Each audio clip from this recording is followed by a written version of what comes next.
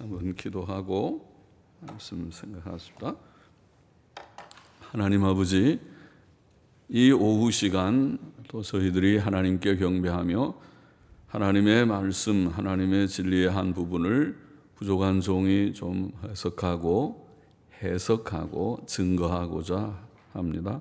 하나님께서 연약하고 부족한 종을 감추시고 하나님의 진리의 말씀을 시시때때로 주셔서 바르게 해석하고 바르게 전하고 바르게 말하게 하시고 또 듣는 자들이 하나님의 진리를 아무쪼록 깨닫고 또 그 은혜 안에 거하며 그 진리의 교훈 안에 살게 하여 주시기를 원하옵고, 하나님의 영, 진리의 영께서 우리 가운데 계셔서 말씀을 읽게 하시고 이해하게 하시고 전하게 하시고 듣게 하시고 깨닫게 하시고 마음에 다 담고 새기게 하여 주시고, 우리의 일상생활 가운데서 늘 말씀이 기억나서 실천하고 또 그렇게 행함으로 하나님의 주시는 큰 복과 평강을 누리는 자들이 되게 하옵소서. 예수님의 이름으로 기도하옵나이다. 아멘. 아멘.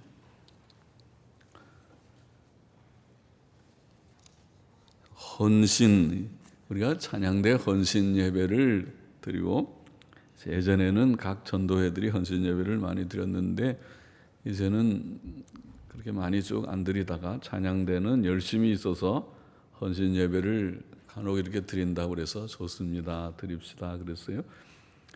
헌신은 여러 번 많이 설교를 했지만은 하나님 앞에 우리의 몸을 드리는 것인데, 우리의 몸을 하나님의 영광을 드러내며 그의 뜻을 행하며 이루는 선한 일들을 위해 드리는 것이라고 말할 수 있겠죠.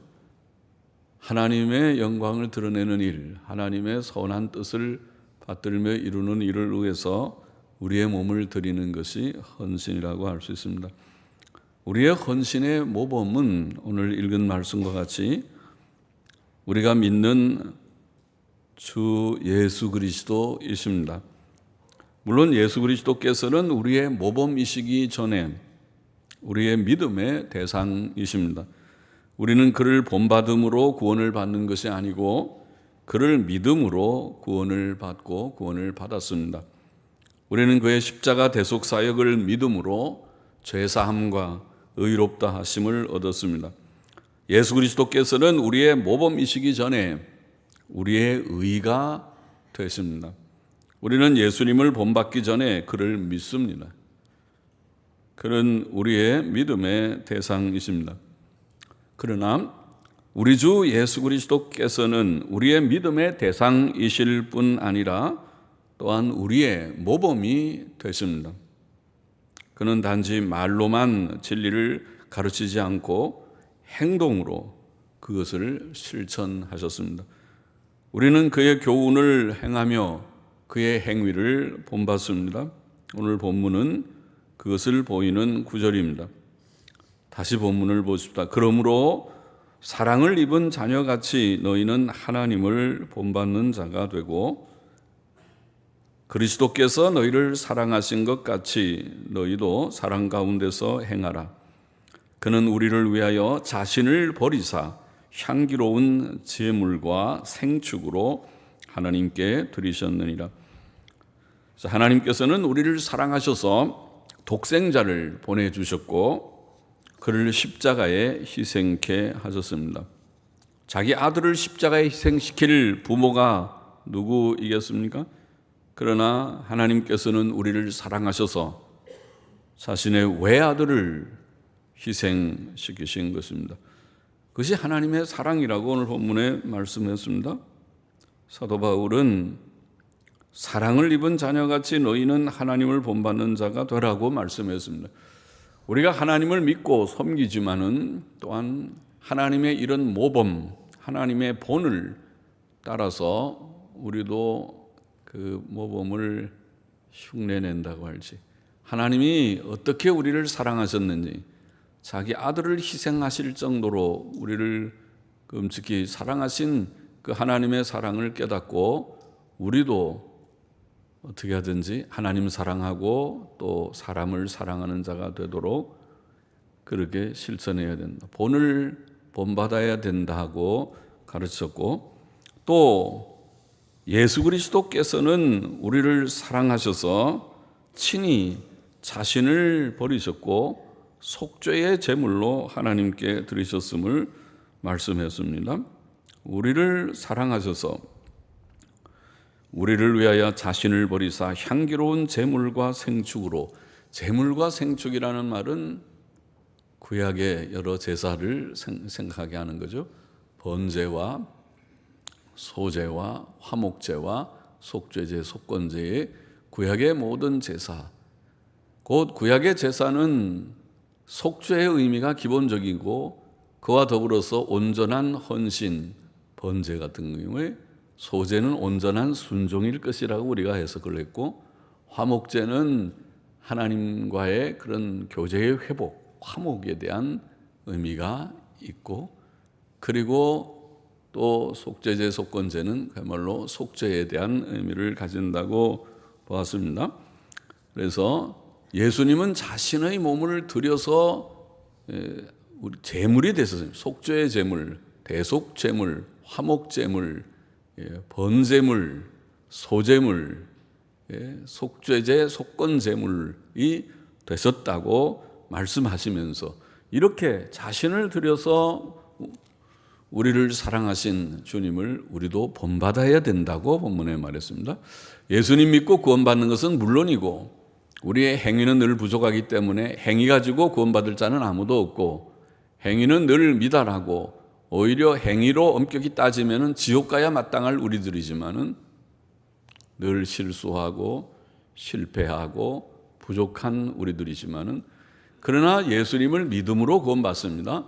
예수님께 나아가 주의 십자가의 대속 공로를 믿을 때에 우리의 부족하고 초하고 더러운 과거의 죄, 부족한 모든 실수와 연약을 다 주님이 다시 씻어주시고 손과 발을 씻듯이 또 우리의 옷을 빨아주듯이 깨끗하게 씻어주시고 이제는 잘해라, 다시 분발해, 잘해, 죄짓지 말고 잘 살아라, 그렇게 격려해 주듯이 해주시기 때문에 다시금 우리가 새 힘을 얻고 주님을 따라 살게 되었고 또 살게 되는 것입니다. 그래서 본받으라, 그런 말씀도 있어요. 예수님 믿고 구원받지만 예수님의 그 사랑, 희생 제물이 되신 사랑, 속죄의 사랑을 본받으라고 말씀했습니다. 그럼 진짜 본받으려면 우리도 주를 위해서 죽기까지 해야 되는데 아직 죽지 못하고 살기만 하고 있으니까 진짜 부끄러운 그런 그 행위지만은, 그러나 여튼 목표는 주님을 위해서 순교까지, 주님을 위해서 이 한 목숨, 이 젊음과 생을 주님 앞에 다 드립니다 까지가 100점이죠. 그게 100점 온전한 헌신이지만은 목표를 거기다 놓고 주를 위해서 사는 것이 우리의 삶이어야 하겠다는 것입니다. 주님은 참된 헌신자라고 할 수 있습니다. 최고의 가치 있는 헌신을 하신 분은 예수님이십니다. 하나님의 아들께서 자기 몸을 십자가에 달려 죽도록 바치신 것보다 더 고상한 헌신은 없습니다. 죄 없는 그분이 우리 죄 많은 우리를 위해서, 죽지 않아야 될 그분이 우리를 위해서, 우리는 죄성이 있고 죄에 대한 많은 그런 경험이라고 할지 과거에 누추한 죄의 기억들이 있으니까 사실은 그 죄 때문에 천벌을 받아서라도 죽으면은 마땅할 우리들이지만은, 예수님은 죄가 없는 흠 없는 어린 양과 같은 주님이 우리를 위하여 온전히 희생 제물이 되신 것이니까 그보다 더 귀한 헌신, 더 고상한 헌신은 없습니다. 그는 우리를 위해 그렇게 하셨습니다. 그를 믿고 구원받았고 그를 사랑하고 그를 따르는 저와 여러분, 우리 모든 사람들은 그러므로 그의 이 헌신의 행위를 본받아야 마땅합니다. 사도 바울은 로마서에서 하나님의 은혜의 구원의 교리를 자세히 증거한 후에 생활 교훈을 주기 시작하면서 첫째로 헌신에 대해 말했었습니다. 우리가 로마서라는 성경은 매우 중요한 성경인데, 그러나 좀 처음 예수님 믿는 사람들은 로마서는 딱딱해요. 재미가 없어요. 그러죠. 처음에는 물론 잠언이나 시편이나 또 조금 관심 있으면 복음서가 훨씬 읽기가 쉬울지 몰라도 진짜 기독교를 바로 이해하려면, 하나님의 복음을 이해하려면 로마서를 빼놓고는 이해할 수 없습니다. 로마서 성경은 복음의 이치를 바로 증거하는 아주 내용이 있는, 그것이 복음이 무엇인가, 기독교가 무엇인가를 알려면 로마서를 읽어봐야 되고, 한 번 아니라 여러 번 읽어보면 좋고, 한 번 읽어서 터득하면 좋고, 읽어야 반드시 되는데, 로마서의 구조는 전체가 16장인데 1장부터 11장은 교리, 12장부터 16장은 생활교훈, 크게 나눠서 둘로 쪼갤 수 있고, 또 1장부터 11장의 교리의 내용은 더 쪼개면 1, 2장은 구원의 필요성, 구원이 왜 필요하냐, 구원은 우리가 죄인이기 때문에 하나님의 심판이 있기 때문에 필요하다. 3장부터 5장은 구원을 받는 이치가 뭐냐, 예수님을 믿음으로 구원을 받는다. 이신칭이라고 말하죠. 예수님을 믿음으로 의롭다함을 받는다. 3장부터 5장을 설명하고, 그 다음에 6장부터 8장은 구원받은 자의 죄 문제, 우리가 구원받았는데 여전히 죄와 싸우는 싸움이 있으니까 그 죄를 지어도 되느냐? 결코 그럴 수 없다. 소위 성화에 관한 것을 말하고 있습니다. 아까 3장부터 5장은 구원의 이치를 말하면서 칭의라고 우리가 말하는 예수님 믿음으로 의롭담을 받는 것을, 그게 복음입니다. 사실은 복음은 칭의의 도리입니다. 그리고 이렇게 복음으로 구원받은 사람이 죄의 문제를 실제로 우리가 경험하고 있으니까, 예수님 믿어도 여전히 죄와 싸움이 있으니까 그 죄의 문제를 어떻게 할 것이냐, 이건 성화에 관한 문제인데 6장부터 8장에 쭉 설명을 하고, 그 다음에 9장부터 11장은 이런 예수님 믿고 구원받은 사람들이 사실은 하나님의 예정으로부터 이 모든 구원의 은혜가 나오는 것이다, 그런 것을 말합니다. 이 구원은 어느 날 우연히 내가 한번 나도 가볼까, 친구 따라 강남 가듯이 예배당 가서 어느 날 우연히 구원받는 것이 아니고, 사실은 만세전 하나님의 예정 속에서 이 구원이 시작된 것이다, 그 이치를 말합니다. 그러니까 구원은 하나님의 예정, 선택으로부터 비롯되었다. 그러니까 선택의 진리라고 하는 심오한 진리를 9장부터 11장에 증거를 했습니다. 그러면 이렇게 해서 구원의 도리를 다 마치고, 그 다음에 생활교훈을, 이렇게 구원받은 사람이 어떻게 살아야 될까 하는 문제를 다루기 시작하면서, 12장부터 다루기 시작하면서 제일 먼저 나오는 것이 헌신에 대해서 말했습니다. 그것을 우리가 잘 알죠. 너무 헌신 예배할 때마다 제가 많이 설교해서 로마서 12장 1절의 말씀, 또 2절은 헌신의 방법, 그러나 2절까지 안 가도 1절에 헌신에 대해서 교훈을 냈습니다. 다시 한번 읽어보면 이런 말씀이죠. 그러므로 형제들아, 내가 하나님의 모든 자비하심으로 너희를 권하노니 너희 몸을 하나님이 기뻐하시는 거룩한 산 제사로 드리라. 몸을 제사라고 했지만 제물로 해도 괜찮습니다. sacrifice라는 말은 제물도 되고 제사도 되고 다 되는 것입니다. 거룩한 산 제사로 혹은 제물로 드리라. 이는 너희의 드릴 영적 예배니라. 이렇게 말씀했습니다.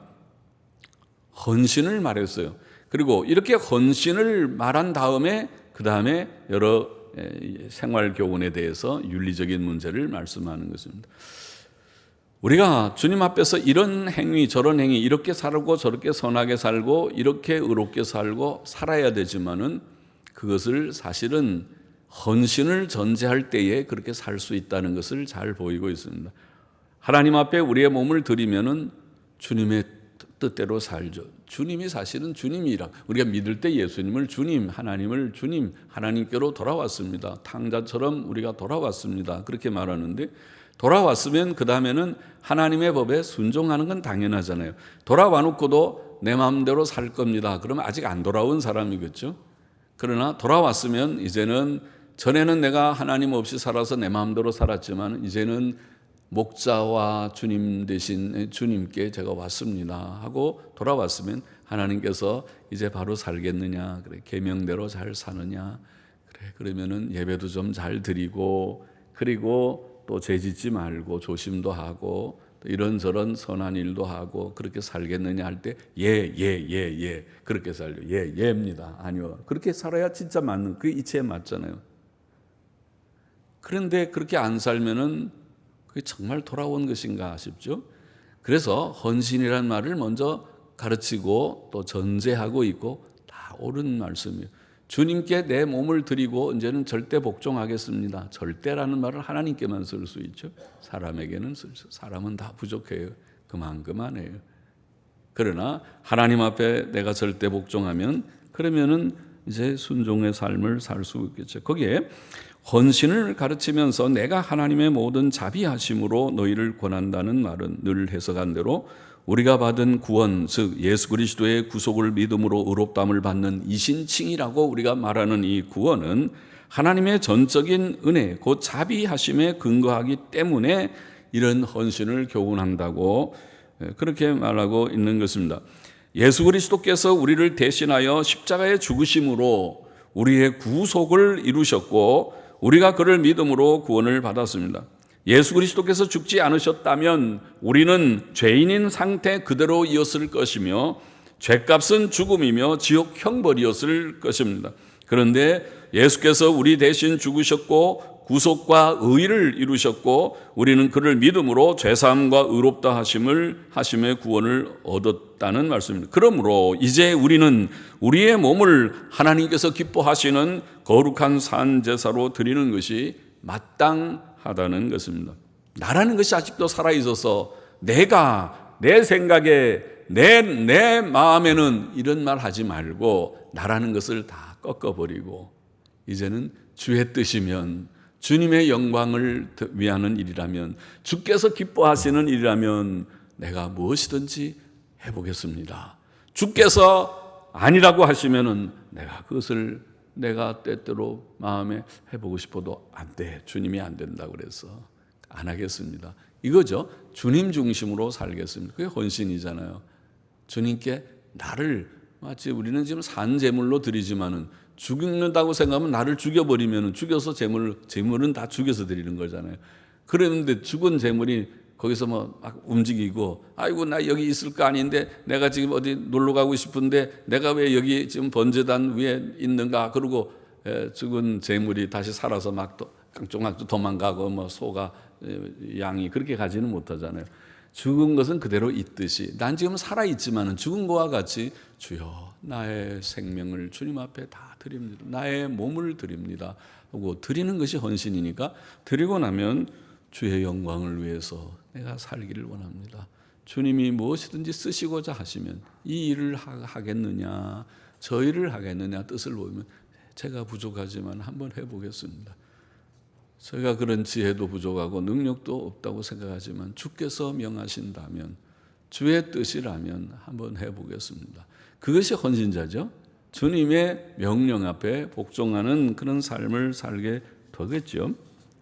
이제 예수님을 믿고 구원받은 모든 그리스도인은 우리의 몸을 우리의 뜻대로 사용하지 않고 하나님의 영광을 위하여 거룩하게 드려야 마땅하다는 것입니다. 우리의 몸이 죄를 짓는 도구로 사용되어서는 안 되고 우리의 몸이 하나님의 영광을 위하고 하나님의 뜻을 받들며 이루는 의와 선의 도구로 사용되어야 한다는 것입니다. 나의 재능, 나의 시간, 나의 돈, 나의 생명까지 다 하나님께 드리며 하나님의 영광을 위해 살기를 원해야 하는 것입니다. 이것이 그리스도인의 헌신입니다. 이것은 일부의 신자들이 할 일이 아니고 모든 신자들이 해야 할 일이며 이것은 한두 번 할 일이 아니고 헌신 예배 때만 헌신하는 것이 아니고 이것은 언제나 어디에서나 해야 할 일이고 우리 모든 생애는 우리를 사랑하시고 독생자를 주신 하나님을 위해 또 우리를 대신하여 친히 극심한 고통을 견디시며 십자가에 못 박혀 죽으셨던 예수 그리스도를 위해 바쳐져야 하는다는 것이 헌신입니다. 그 외의 어떤 것이나 그 이하의 어떤 것은 우리에게 그렇게 사실 의미도 있지 않고 가치도 있지 않습니다. 그렇다고 뭐 돈 버는 거 가치가 없어요. 집안일 하는 거 쓸데없어요. 그런 말이 아니라 열심히 하세요. 지저분하게 하지 말고 힘이 있는 대로 깨끗하게 정리정돈도 하고 학생은 열심히 공부도 하고 직장에 나가서 열심히 돈을 벌고 그래야지. 게으르면 안 된다고 성경이 그랬잖아요. 개미에게 가서 배우라 그랬어요. 게으르면은 요새는 경쟁에서 다 돛대 지고 말잖아요. 얼마나 경쟁이 심하고 그러는데 열심히 해야 돼요. 사업도 열심히 뛰어야 돼요. 불을 켜고 지혜를 짜내고 어떻게 하면 잘 될까 그러지 우연히 잘 되는 건 없어요. 하나님은 시험에 약하다고 그런 표현하는데 약한 게 아니라 그 말은 시험 공부는 안 하고 하나님께 밤새도록 철야 기도하면 시험에 빵점 맞는다는 걸 말하는 거예요. 그거는 하나님을 정말 섬기는 사람은 열심히 공부를 해갖고 시험 준비를 할 생각을 해야 되지 그 말이죠. 사업하는 사람은 열심히 머리를 짜내고 하나님께 지혜를 구하고 어떻게 하면 잘할까 자기가 잘할 수 있는 것을 열심히 해야 성공하는 것입니다. 이치가 그런 것이 그거를 전혀 무시하는 것이 아니고 열심히 우리가 살아야 되지만은 사실 따져놓고 보면 그 모든 것들이 헛되다는 것입니다. 진짜 의미 있는 것은 아니라는 것입니다. 우리가 죽을 때 하나도 갖고 가는 것이 없습니다. 내가 평생 돈 많이 벌어서 집 몇 채 사고 땅 몇 채 하고 은행에 몇억 저축해 놨다 하더라도 그거 다 놓고 갈 것입니다. 그 다음에 물론 자식들이 잘 쓸지는 몰라도 그건 무슨 의미가 크게 있는 것이 아니라는 것입니다. 우리의 진정한 의미는 나를 위하여 죽으시고 다시 사신 주님을 위해서 또 하나님의 영광을 위해서 사는 그것이 정말 의미 있고 가치 있는 일이고 그것이 헌신이라는 것입니다.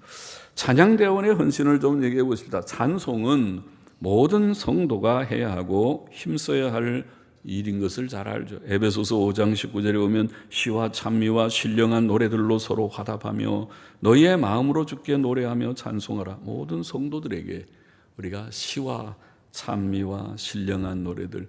그래서 어떤 이들은 구약의 시편가를 해야 된다고 그런데 좋아요. 시편가도 좋고 다 좋은데 그러나 그것만 해야 된다 그러지 말고 시편가도 또 은혜로운 찬송 우리가 부르는 찬송가 중에서 파니 크로스비가 쓴 몇천 개의 찬송 중에 우리 속에 아마 몇십 개의 찬송이 들어있을 것 같은데 10개는 넘어 보이는데 그 찬송이 얼마나 은혜로운 찬송이 많은지 교회 역사상 경건한 성도들이 쓴 시가 참 은혜로워서 거기에 경건한 곡을 붙여서 찬송가가 됐어요.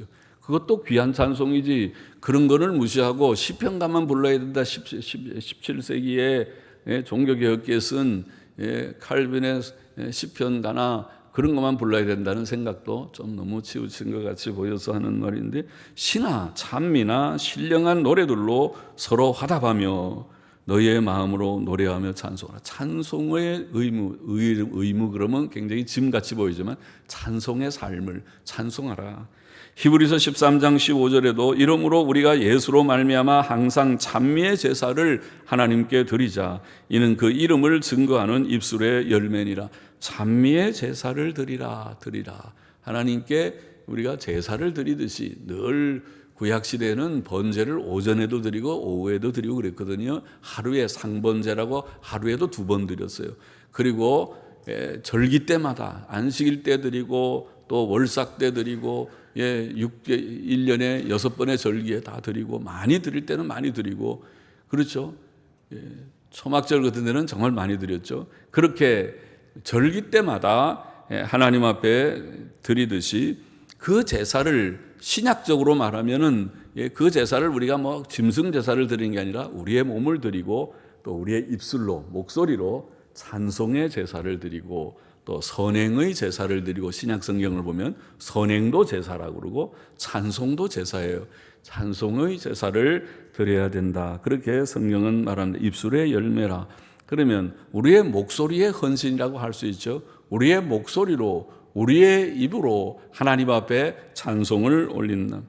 찬송은 우리의 목소리를 하나님께 드리는 것입니다. 우리의 입술은 남을 욕하거나 비방하거나 속이거나 혹은 더러운 말, 음란한 말을 하는 악한 용도로 쓰이는 이런 도구가 되지 말고 그런 입이 되지 말고 그런 입은 자갈을 좀 메우고 파수꾼을 세우고 우리의 입술과 목소리를 하나님을 찬송하고 기도하고 전도하는 선한 용도로 써야 할 테인데 이게 죄성이 있어서 그런 거는 잘 안 하고 그것보다 이걸로 욕하는 건 아주 잘해요. 안 가르쳐도 조그만 아이들도 어디서 학교에서 처음 배우는 게 욕만 배우는지, 아니면 저는 진짜 욕을 제일 많이 듣고 배운 것은 아니지만 제일 많이 아주 감당할 수 없도록 들은 것이 군대 갈 때 수용연대라고 하는 게 있어요.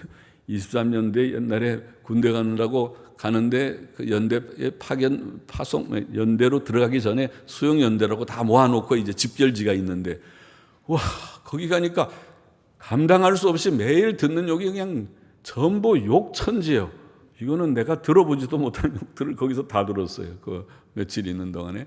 야, 이게 세상의 사람들의 이게 세상의 모양이다. 그런데 좋지는 않죠. 그런 데 가서 그러나 할 수 없이 우리는 다 군대 가야 되니까 가서 욕을 싫어도 한번 듣는 과정을 거쳤지만은, 그런 입이 더러운 욕을 하는 입이 아니라 그 입을 가지고 착한 말, 선한 말, 위로 격려를 하는 말, 유익된 말을 하면 얼마나 좋아요. 이 같은 하나님이 만든 입을 가지고 찬송하고 기도하고 형제를 위로 격려하고 또 권면하는 그런 도구가 되면 얼마나 하나님께서 만든 그 용도로서는 베스트, 제일 좋은 거잖아요. 그런데 하나님은 좋게 쓰라고 만드는 걸 찬송도 안 하고 기도도 안 하고 남 욕이나 하고 나쁜 말들이나 골라서 하고, 말도 하더라도 아주 그냥 남을 휘법하듯이 어떻게 그렇게 독한 말들은 연구를 많이 했는지, 저 어느 나라에 저 어느 쪽의 사람들 하는 말처럼 그렇게 이상한 말이나 아주 독한 말이나 잘하고, 그거 좋지 않은 것이 다 엑스표입니다. 그건 좋지 않은 것입니다. 그러지 말고 우리가 하나님께 우리 목소리를 드립니다. 찬양대는 특별히 목소리로 하나님을 영화롭게 하는 기관입니다. 우리가 성도로서 또한 특히 찬양대원으로서 목소리로 하나님을 영화롭게 하려면 몇 가지 힘써야 될 점들이 있습니다. 첫째로 우리는 찬송의 곡을 잘 연습해야 하겠습니다. 물론 찬송의 곡은 일반 사람이 부르기에 너무 어렵거나 너무 세속적이지 않고 경건하고 단순한 곡이 좋을 것입니다. 그래서 모든 사람이 찬송하는데 우리 찬송가도 꽤 어려워가지고 어떤 분들은 곡을 잘 따라 못해요. 그냥 모든 곡이 다 비슷한 곡처럼 찬송가 불러도 항상 그분은 비슷한 곡으로 부르는 분도 있을 정도로 곡이 그렇게 쉽지가 않은 사람도 있어요. 그러니까 그거를 진짜 정말 어렵게 그렇게 너무 해놓으면은 그거 다 따라 부르기가 어려워요. 모든 사람들에게 보편적으로 잘 부를 수 있게 좀 쉬운 곡, 단순한 곡이 안 좋겠는가 보고, 오늘날 록 음악 같은 것은 좋지 않습니다. 그 곡 자체가 사람을 너무 감정을 과격하게 흥분시키는 그런 소위 비트가 있는 그런 음악들은, 그것은 현대에 생긴 그런 기현상입니다. 과거에는 너무 그렇게 하지 않았습니다. 그래서 현대 음악의 특징 중에 록 음악의 특징은 쿵쿵대는 이 비트로 사람의 감정을 자꾸 격화시켜서 흥분시키는 그런 특징이 있습니다. 그런 것은 우리가 좀 피하는 것이 좋다고 봅니다. 곡을 연습할 때 우리는 찬양곡을 잘 연습해야 된다. 우리는 연습할 때 첫째, 발성을 잘 연습해야 하겠습니다. 발성이라는 말은 고운 소리 내는 거죠. 발성이 다른 것이 아니라 목소리를 너무 이상한 소리만 그렇게 막 소리만, 아까 우리 사회에서 하시는 장모님이 큰 소리로 하세요 그러는데, 하도 소리를 안 내니까 큰 소리로 좀 하시라는 그런 말씀이지만은, 큰 소리를 하라고 그랬다고 소리가 이상한데 하고 소리를 내면은 이거 참 듣기가 거북하고, 하나님께서는 그래도 뭐 우리의 마음을 쏟으면은 받으시겠지만은 옆에 사람이 일단 듣기가 좀 거북하죠. 그러니까 고운 소리를 내야 돼요. 큰 소리도 좀 내야 되지만은 고운 소리로 찬송하는 게 이제 잘 발성을 연습하는 거죠. 그래서 고운 소리 내는 법을 연습을 해야 되겠습니다. 어떻게 하면 고운 소리를 낼 수 있을까? 우리가 누가 노래를 하든지 소리가 고와야, 목소리가 고와야 일단 좋잖아요. 그래서 하나님 앞에 우리의 목소리를 가지고 곱게, 아니면 예쁘게 그런 소리를 내는 연습을 해야 되겠다. 둘째로 음정을 잘 연습해야 하겠습니다. 노래에는 음정이 다 있죠. 음정이라는 말은 뭐 도레미와 솔라시도 그걸 말하는 거죠. 음정이 다 있어서 음정을 잘 잡아야 노래를 잘 할 수 있고, 찬송도 그렇습니다. 찬송가도 노래니까 찬송가도 속에 악보가 다 콩나물 대가리라 그러죠. 우리가 콩말 이게 다 표시가 있는 것은 그게 음정이란 말이죠. 도, 미하고 솔하고 다 음정이 다르게 8개의 보통 음정으로 하지 않습니까? 우리가 서양의 음악에 지금 틀을 따라서 우리 동양 음악은 좀 음정이 좀 다르지만은 서양 음악은 8개 한 옥타브라고 말하는 한 그런 그 음정이 8개로 나눠져 있잖아요. 도레미화솔라시도. 그러니까 그 음정을 우리가 잘 잡는 연습을 해야 되겠습니다. 그리고 셋째로 특히 찬양대원들은 화음을 잘 연습해야 돼요. 화음. 음악의 세계는 참 신비합니다. 여러 개의 음정이 있지만 어떤 음정들은 서로 조화가 안 돼요. 어떤 음과 어떤 음을 땅 쳐보면은 이게 이상하게 조화가 잘 안 돼요. 좀 이상한, 좀 불안하고 뭐가 부족한 것 같고 그렇게 음이 되는 게 있어요. 그런데 어떤 두 음 혹은 세 음을 땅 치면은 아주 조화롭게 돼요. 이상하다. 이게 분명히 다른 음을 쳤는데 마치 한 음처럼 그리고 더 풍성하게 그냥 한 음 치는 것보다 더 풍성한 아름다운 조화가 하모니가 거기서 이루어집니다. 음악이 참 신비하다. 하나님이 만드셨는데 이런 음악을. 그래서 그걸 이제 우리가 화음이라고 하는 것이죠. 혼자 찬송을 부를 때는 음정만 잘 잡으면 돼요. 그렇죠? 음정만 잘해서 노래 부르면 독창은 다 할 수 있어요. 음정으로 끝나요. 그러나 합창은 달라요. 찬양대는 합창이잖아요. 중창이나 합창은 음정만 잡았어도 안 돼요. 음정도 못 잡으면 그건 아예 음악이 되질 않고 노래가 안 되고, 음정을 잘 잡을 뿐 아니라 화음이라는 걸 잘해야 돼요. 파트가 있잖아요. 소프라노, 사람이 목소리가 다 다르죠. 어떤 사람은 높은 소리, 어떤 사람은 낮은 소리, 남자들도 높은 소리, 낮은 소리가 있어요. 어떤 사람은 높게 잘 올라가요. 저는 높은 소리 하면 힘들어서 안 돼요. 소리가 좀 낮은 것 같아요. 낮은 소리. 다 사람들이 특징이 있어서 그 네 파트, 여자 높은 소리, 낮은 소리, 남자 높은 소리, 낮은 소리. 더 이제 잘하면은 중간에 또 메조도 하나씩 넣어서 더 많이 할 수 있지만 적어도 네 파트가 조화를 이루면서 아름다운 노래를 만들어내는 거예요. 신기하죠? 그것을 화음이라고 하는 것입니다. 그래서 합창을 할 때는 화음을 잘 사용하면 아름다운 노래를 만들 수 있는 것이죠. 그리고 그 화음의 세기의 정도, 화음이 얼마나 세야 되느냐, 이 음정, 예를 들면 소프라노를 얼마나 세게 할까, 엘토를 얼마나 세게 할까, 테너를 얼마나 세게 하고 베이스를 얼마나 세게 할까 정도가 적당하게 잘 조화를 이루어야 되죠. 한쪽만 너무 세고 난 잘한다고 해서 어떤 사람만 세게 하면은 그러면은 이게 아름답질 않아요. 그건 독창하는 게 나아요. 그런 사람은 독창은 잘하는데 합창은 아니에요. 그래서 합창을 할 때는 잘하는 사람도 조금 죽이고 못하는 사람은 조금 더 키우고 하면서 이 균형을 맞춰야 돼요. 그래서 각 파트가 어느 정도 세기가 적당하게 될 때 공명이 된다고 그래요. 그것이 아름답게 하모니가 돼요. 실제로 해보세요, 소리를. 그래서 어떤 소리가 너무 크면 이게 조화가 안 되고 뭔가 조금 이상해요. 그런데 적당하게 되면 이상하게 한 목소리처럼 아까 말한 대로 화음이 된다고 그러는데, 음을 분명히 네 파트가 네 종류의 소리를 냈는데 들을 때는 네 종류가 아니라 한 소리로 들리면서 풍성한 아름다운 소리가 나오는 거예요. 그게 화음이라는 거예요. 신기한 거죠. 그걸 잘하면 음악을 잘한다고 그래요. 그래서 화음을 잘하는 것이 합창에서는 중요한 것이라고 볼 수 있습니다. 아시겠죠? 그래서 내가 이제 잘 못하는 사람은 이제 노력을 하고 하지만은 잘하는 사람도 죽여야 될 때가 있어요. 소리를 좀, 그래서 이제 지휘자가 소프라노 좀 죽이세요. 그러면은 순종을 해서 죽일 줄 알아야지.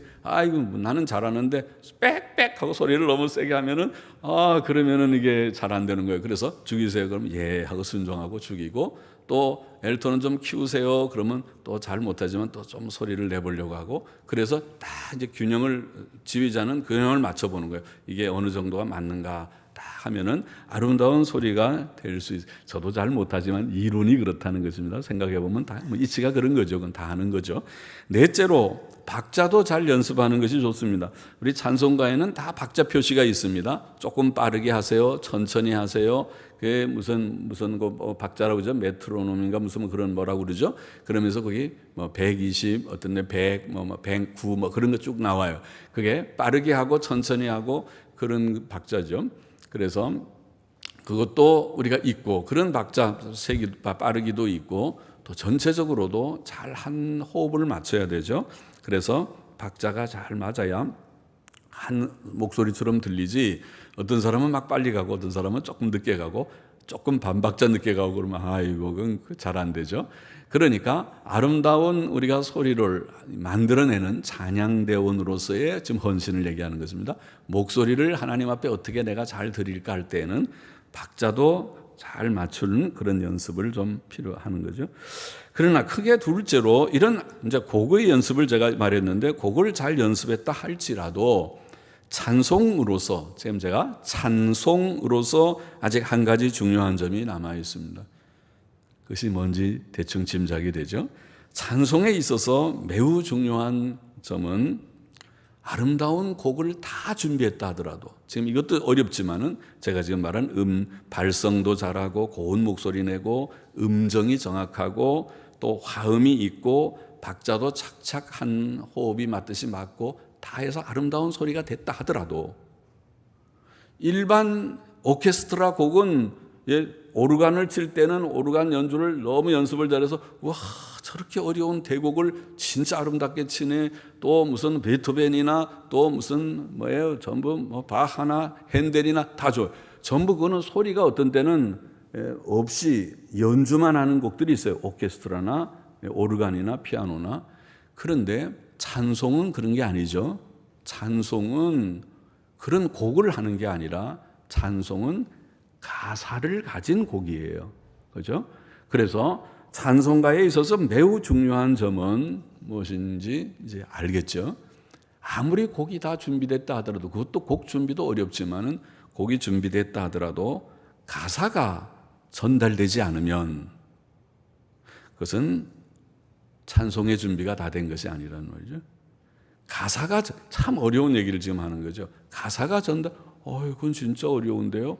어떻게 전달해요? 그러나 그거는 여러분들 세상에 가요를 들어보면 알아요. 조용필 씨가 왜 유명합니까?